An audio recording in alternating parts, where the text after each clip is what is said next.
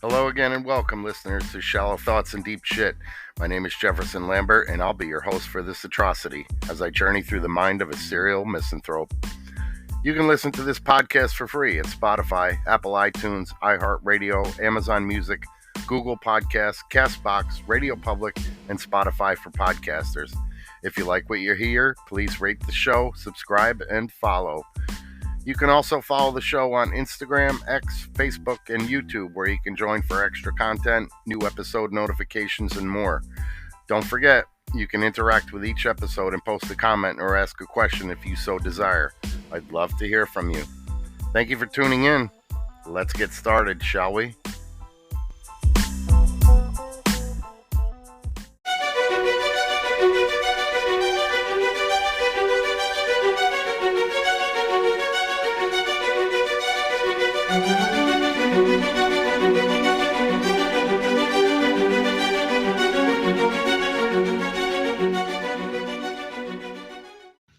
Shoulder surgery, Wednesday, November 29th, 2023.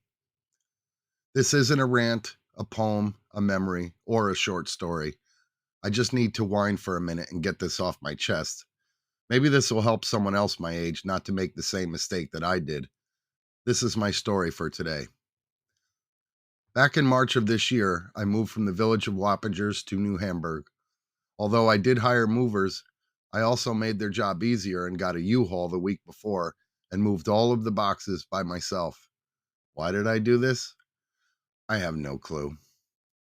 I spent the day loading up the U-Haul with boxes and then drove them to my new place and made about 60 or 70 trips up the 15 stairs to my new apartment.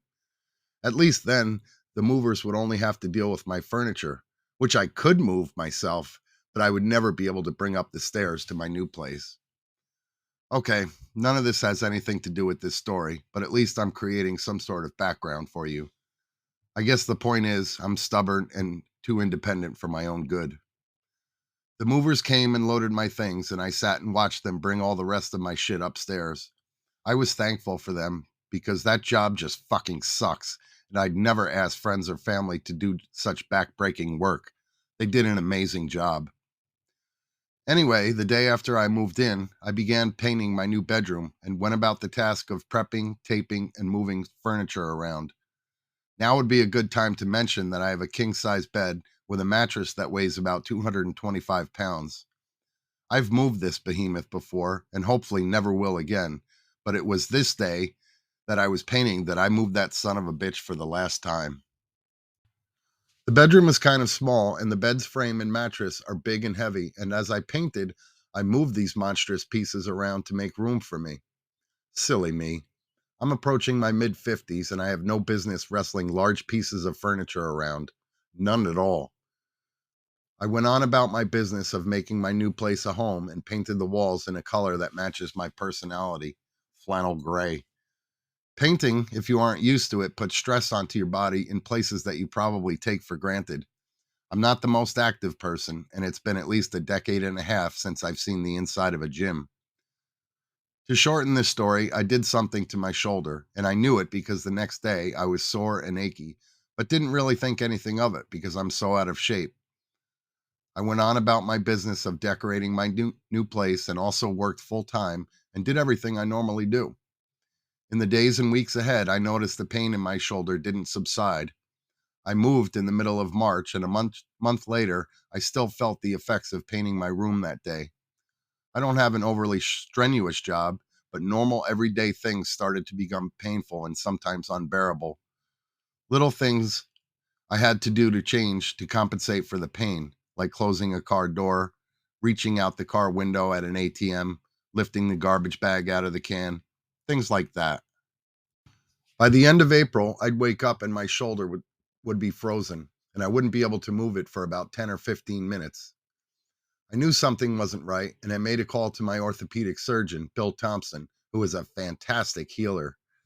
Unfortunately, he was booked solid for a month, so I reluctantly waited 5 weeks for my appointment just to see him and him only. He'd done a chromioplasty on both my shoulders in the past, so I wasn't going to anyone else. After weeks of trying conservative methods of healing and failing, he ordered an MRI, and I had Had it on July 5th. Oh joy, the results were in, and we finally pinpointed what the problem was. I had a rotator cuff tear, in my case, a slap tear. The term slap stands for superior labrum anterior and posterior. In a slap injury, the top part of the labrum is injured. This top area is also where the bicep tendon attaches to the labrum. A slap tear occurs both in front and back of this attachment point. Oh, but wait, there's more. The bicep tendon was also in need of repair. Bicep tendinosis involves detaching the LHB tendon from its superior labrum in the shoulder and reattach to the humerus bone just below the shoulder. Great. Just fucking great. No wonder things like getting dressed have become a painful and excruciating ritual. I really messed myself up, and surgery was the only option. No cortisone nor physical therapy would fix my issue. So I scheduled the surgery, notified my employer, and went in on July 12th of this year, and I haven't been the same since. I was in surgery for 4+ hours, all because I wanted to paint my bedroom.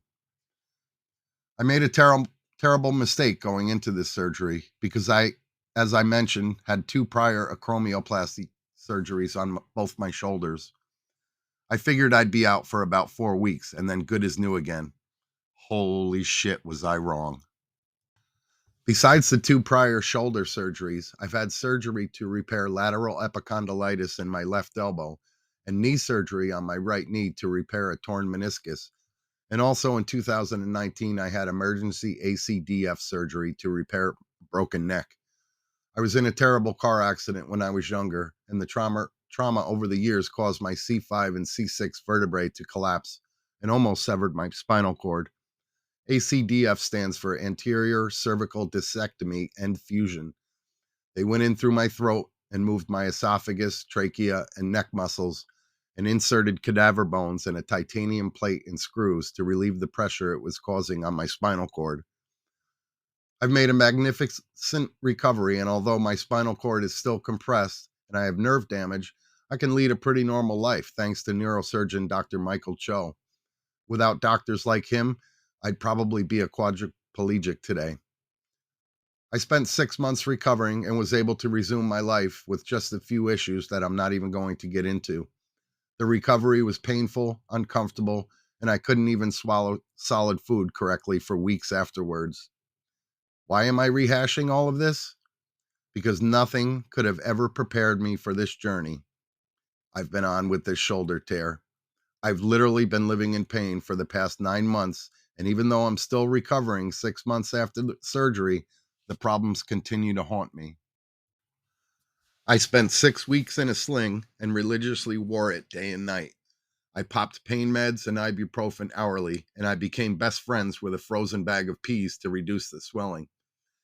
It was funny because my discharge instructions wanted me to take my arm out of the sling the next day and then 3 times a day do pendulum exercises to move the shoulder. Yeah, right. I couldn't even move my arm for 4 weeks, never mind the day after surgery. Of course, my recovery was going to be prolonged due to the fact that I'm a smoker and have diabetes, and the fact that I'm just out of shape and inactive all the time. I spent this summer in my house trying to recover and wondering when I'd start to feel better. And to be honest, I'm still waiting. I watched a shit ton of Netflix, walked around my neighborhood for exercise, and ate like a pig and drank like a fish. It was the most miserable, painful summer that I've had in a really long time. I really thought that I would never get better. The pain from the bicep tendinosis was the worst. They cut the tendon at the shoulder and then reattached it surgically. This in turn made my whole arm hurt because now the muscles and tendons from my shoulder to my elbow and down to my wrist had to learn to all work together again, and it was just fucking miserable. Thankfully today, the pain in my brachialis and my wrist are almost gone. During one of my follow-up visits with Dr. T, he asked me how I was doing. I said, well, I'm in a lot of pain. I'm very uncomfortable, and I feel like I'm never going to heal. He looked at me and smirked and said, oh, we tore you up. This surgery and your recovery are going to take months. You have to be patient. I did happen to go on YouTube and watch the video of slap tear surgery and saw what he was talking about. The cutting, the sawing, the screwing, the hammering. I felt bad for the guy laying there under anesthesia and actually couldn't even watch it anymore because it was so barbaric. From this one injury, I have had pain in my back, my neck, my side, my shoulder, my chest, my arm, and my wrist. The pain danced around from day to day and would heal in one place, show up in another, and then come back again, and then repeat. Fuck my life.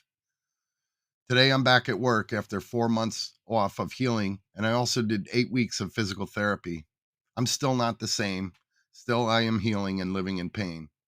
Everyday things that I took for granted are sometimes very uncomfortable, like putting on a shirt or jacket, opening a door, or putting on a backpack.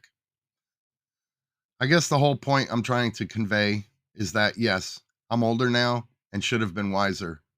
If you're within my age and feel like maybe you're invincible and can do things that you used to be able to do, perhaps stop and think about it first before forging ahead and not asking for a hand.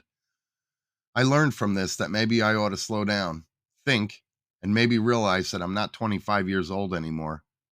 I never want to go through this again, ever. Live and learn. Live and learn.